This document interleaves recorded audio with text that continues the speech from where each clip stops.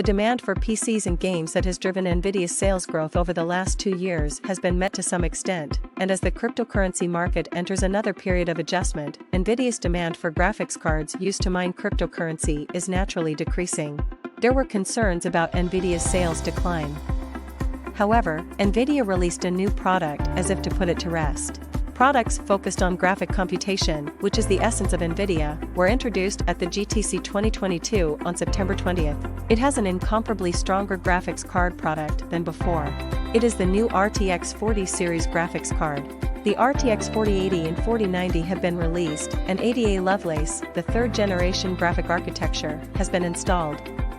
The specifications of ADA Lovelace are summarized like this. The power efficiency of shader operations that determine the color of pixels to be output on the screen in 3D computer graphics is doubled.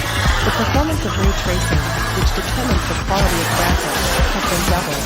In addition, the total number of cores increased by 70% over the previous year.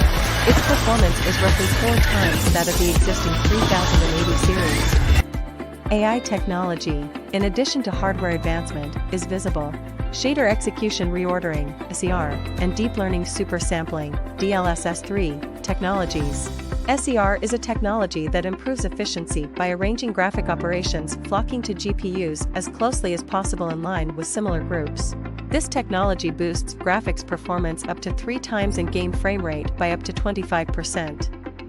DLSS3 is a more advanced version of DLSS2. DLSS2 allows software to improve screen resolution by predicting the screen in units of pixels.